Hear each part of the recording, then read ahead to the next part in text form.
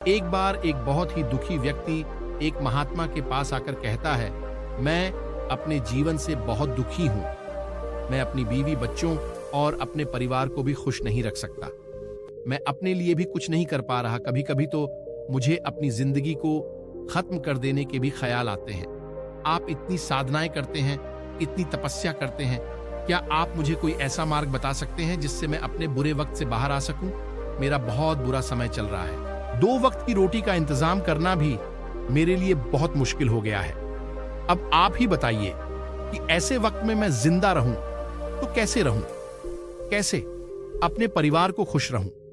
कृपया करके कोई साधारण सा तरीका बताने की अनुकंपा करें ताकि मैं आसानी से समझ सकूं, क्योंकि मैं बहुत पढ़ा लिखा नहीं हूं। अगर आप बड़ी बड़ी ज्ञान की बातें करेंगे तो शायद मैं कभी समझ भी नहीं पाऊंगा। यह सुनकर महात्मा ने मुस्कुराते हुए कहा कि तुम एक काम कर सकते हो मेरा। उसने सामने की तरफ इशारा करते हुए कहा कि उस ऊंची पहाड़ी पर एक मंदिर है और उस मंदिर के पास चींटियां का एक घर है जहां पर हजारों चींटियां रहती हैं। तुम्हें सुनने में बड़ा अजीब लगेगा, लेकिन वो चींटियां उस मंदिर की जमीन को खराब कर देती है। उस मिट्टी की उपजाऊ शक्ति वो खत्म कर देती है, जिसके कारण वहां पर कोई भी पेड़ या कोई भी घास पनप नहीं पाती है। तुम मेरा एक काम करो, उसके बाद मैं तुम्हें तुम्हारे सवालों के जवाब दूंगा। तुम 7 दिन तक रोज उस पहाड़ी पर जाओ और उस चींटियां के घर को तहस नहस कर दो, उसको तोड़ दो। जब भी तुम्हें कोई चींटियों का घर दिखे मंदिर के आसपास तो उसे वहीं पे तहस नहस कर देना। लेकिन याद रहे, घर को तोड़ने में कोई भी चींटी मरने नहीं चाहिए।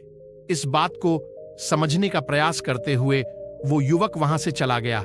शायद उसको कुछ समझ में नहीं आया था कि महात्मा जी ऐसा क्यों करवा रहे हैं। वो तो उन चिड़ियों पर अन्याय कर रहे हैं, उनका घर तोड़वा रहे हैं, उन्हें नुकसान पहुंचा रहे हैं। आखिर कौन महात्मा ऐसा करेगा? लेकिन फिर भी उस महात्मा की बात मानते हुए वो अगले दिन से ही पहाड़ी पर जाना शुरू कर देता है। जब वो पहले दिन पहाड़ी पर पहुंचता है तो देखता है कि बहुत सारी चींटियां अपना खाना जुटाने में लगी हुई हैं। सारी चींटियां कतार से चल रही थीं और अनाज के छोटे छोटे कण उठाकर अपने घर में जमा करती जा रही थीं। ये देखकर पहले तो उस युवक का मन कमजोर पड़ गया। उसने सोचा कि ये इतनी मेहनत करके अपना घर भर रही है और मैं इनके घर को तबाह कर दूंगा तो इनको कितना बुरा लगेगा। लेकिन फिर उसने उस महात्मा की बात याद करते हुए उस घर को तोड़ना शुरू कर दिया। जल्द ही चींटियों में हाहाकार मच गया। वो इधर उधर दौड़ने लगी।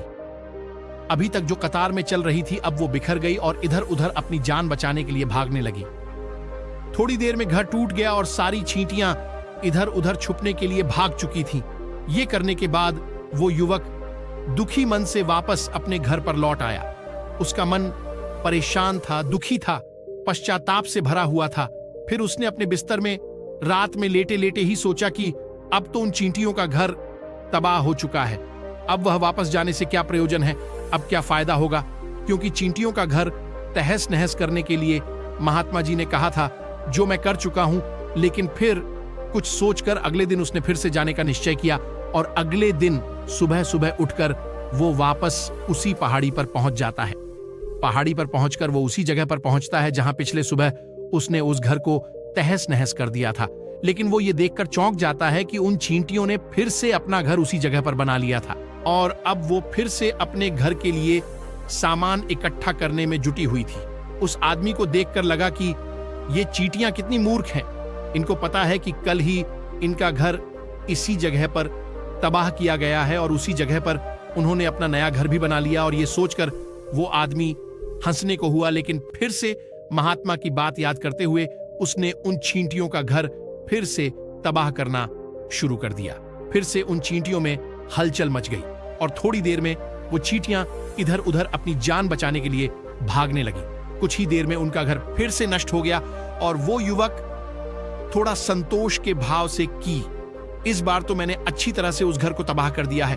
अब तो वो चिड़िया यहां पर अपना घर बना ही नहीं पाएगी। इसीलिए जाने से पहले उसने उस घर पर ठंडा पानी भी डाल दिया ताकि चींटियां वहां पर अपना घर न बना सकें। और इस तरह अपना कर्म पूरा करके वो युवक फिर से अपने घर लौट आया। आज रात में सोते वक्त फिर से वो इंसान यही सोच रहा था कि क्या महात्मा ये सही काम करवा रहे हैं? क्या किसी का घर तबाह करना किसी सिद्ध पुरुष को शोभा देता है? क्या हो अगर वो महात्मा सिद्ध पुरुष हो ही ना? क्या होगा अगर वो मुझे बेवकूफ बना रहे हों? लेकिन फिर उसने निश्चय किया कि मैं अपने काम को पहले पूरा कर लेता हूं, उसके बाद ही पता चलेगा कि महात्मा मुझसे ऐसा क्यों करवा रहे थे। और यही सोचकर वो रात में सो जाता है। अगले दिन सुबह उठकर वो फिर से उसी पहाड़ी की ओर निकल जाता है। पहाड़ी पर पहुंचकर वो उसी जगह पर पहुंचता है जहां पर उसने उनके घर को तबाह कर दिया था, और वो ये देखकर खुश हो जाता है कि वहां पर कोई भी घर नहीं था, सारी चींटियां वहां से भाग चुकी थी। अब उसने सोचा कि अब मेरा रोज रोज आने का क्या प्रयोजन, क्योंकि चींटियां तो अपना घर बदल चुकी हैं और महात्मा जी ने मुझे 7वें दिन आने के लिए कहा था, लेकिन आज तो तीसरा ही दिन है, अब बाकी 4 दिन वापस आने का क्या प्रयोजन। और यही सोचकर उसने निश्चय किया कि यहां से वो सीधा उसी महात्मा के पास जाएगा और उनको ये सारी खबर बता देगा। जब वो वापस मुड़कर उस पहाड़ी से उस महात्मा की कुटिया की तरफ जाने लगा तो उसने देखा तो अचानक उसकी नजर एक और घरौंदे पर पड़ी जो कि चींटियों का ही बनाया हुआ था। मतलब कि वो घरौंदा चींटियों ने ही बनाया था और अब वो चींटियां नए घर में वास कर चुकी थी। ये नया घर उनके पुराने घर से थोड़ी ही दूरी पर था, और जब उसी युवक की नजर उस घरौंदे पर पड़ी तो उसने सोचा कि शायद महात्मा को पता था कि ये चींटियां अपना घर यहां से बदलकर किसी दूसरी जगह पर बना लेगी, इसीलिए उन्होंने मुझे 7वें दिन आने के लिए कहा था। और ये विचार करके वो उसका नया घर भी तोड़ने के लिए पहुंच जाता है। जब वो वहां पहुंचा तो चींटियां उसी तरह अपने कार्य में लगी हुई थीं। वो अपने लिए खाना इकट्ठा कर रही थी और अपने घर में जमा करती जा रही थी जो पुराना घर टूटा था। वहां भी अनाज के कारण बचे हुए थे और चींटियां वहां से भी अनाज इकट्ठा कर करके वापस अपने नए घर में ला रही थी। अब यहां पर फिर से युवक का मन थोड़ा कमजोर पड़ गया, क्योंकि वो खुद भी कमजोर था, खुद भी वक्त का मारा हुआ था, इसीलिए उसके मन में उन चींटियों के प्रति दया का भाव उमड़ रहा था। उनके ऊपर उसे दया आ रही थी। वो चाहता था कि उनकी मदद करे, लेकिन वो उल्टा उनको नुकसान पहुंचा रहा था। लेकिन उस महात्मा की बात को याद करते हुए उसने फिर से उस घर को तोड़ने का निश्चय किया और उसने इस बार बड़ी ही सावधानी के साथ, बिना किसी चींटी को कोई नुकसान पहुंचाए, वो घर तबाह करना शुरू कर दिया। वक्त थोड़ा ज्यादा लगा, क्योंकि किसी भी चींटी को नुकसान न पहुंचाने की शर्त महात्मा ने पहले ही रखी थी, इसीलिए उसको बड़ी सावधानी के साथ उन घरों को तबाह करना था।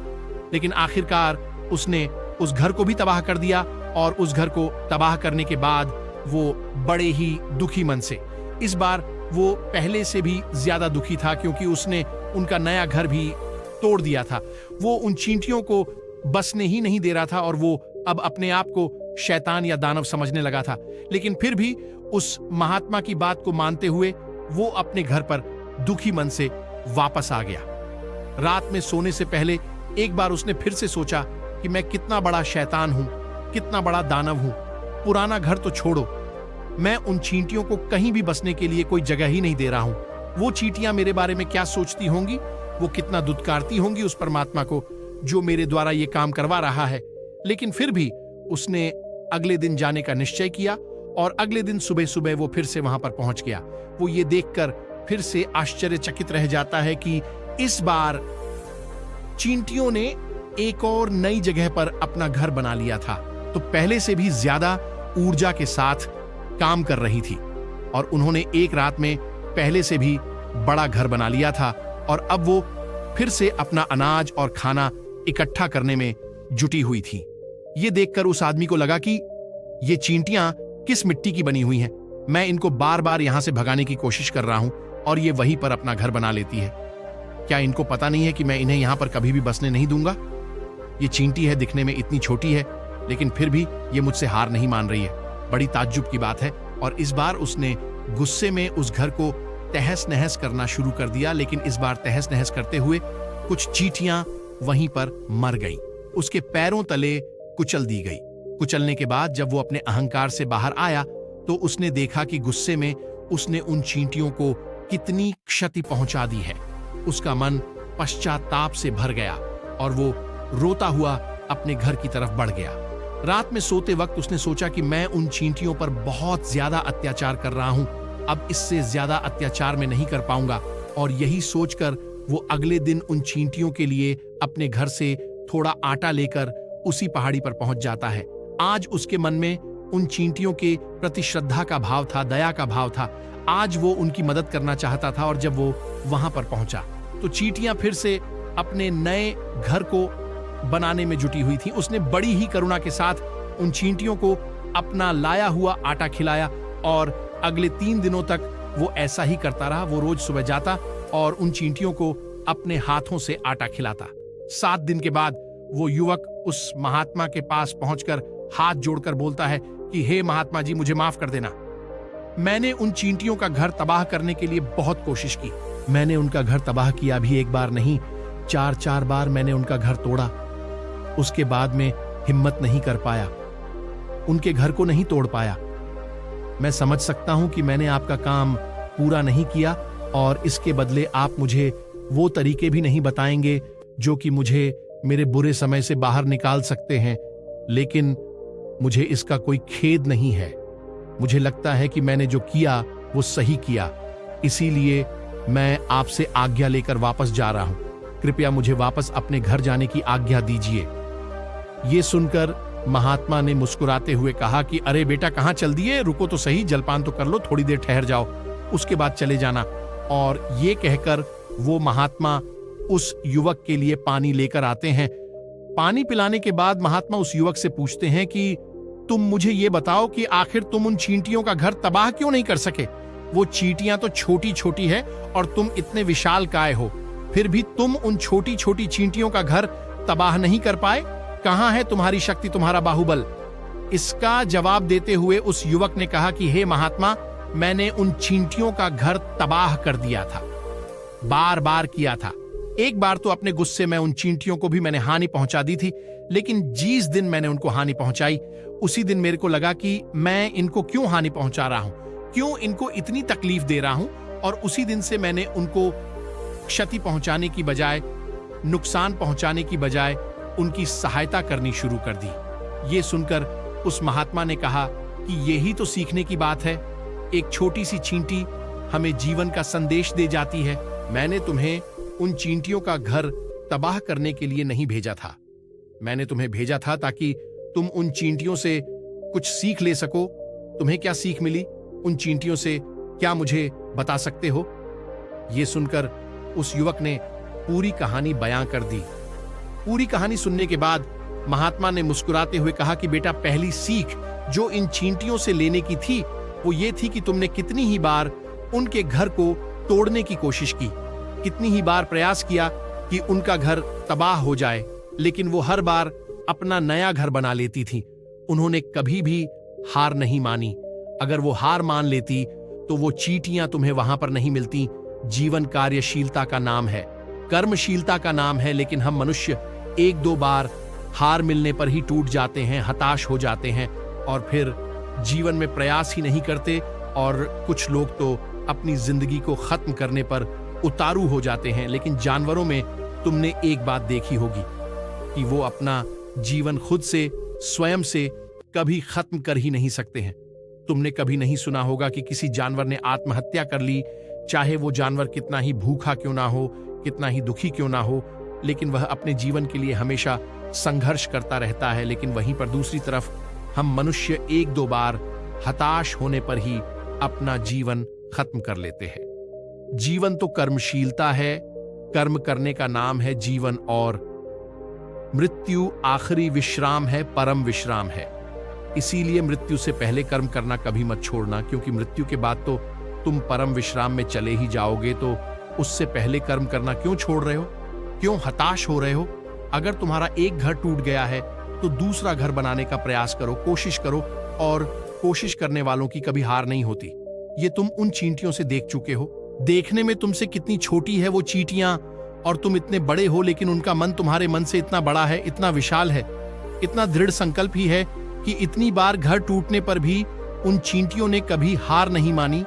दूसरी सीखी यहां से लेने की थी, वो ये थी कि जब भी हमारे ऊपर बुरा समय आता है, हमें लगता है कि ये समय कभी नहीं जाएगा, ये समय मेरे जीवन को बर्बाद कर देगा, मुझे कभी नहीं जीने देगा। और अपने इन्हीं ख्यालों से, अपने इन्हीं विचारों से, जिनका असलियत में कोई भी अस्तित्व नहीं है, वो सिर्फ विचार है, और वही विचार हमारे मन को दुखी कर देते हैं और इसीलिए हम प्रयास करना भी छोड़ देते हैं। लेकिन तुम खुद सोचो कि बार बार प्रकृति हमें क्षति पहुंचाएगी, नुकसान पहुंचाएगी, लेकिन कब तक पहुंचाएगी? अगर हम बार बार फिर से उठ के फिर से नया प्रयास करते रहेंगे तो प्रकृति भी हमारे सामने घुटने टेक देगी और वो भी एक दिन हमारे ऊपर दयावान हो जाएगी, कृपालु हो जाएगी और वो हमें सब कुछ देने लगेगी जिसकी हमने कभी कामना की थी। तुमने खुद देखा कि तुम उन चींटियों को तबाह करने के लिए पहुंचे थे, लेकिन बाद में तुम ही उन चिड़ियों को अनाज और आटा देने लगे।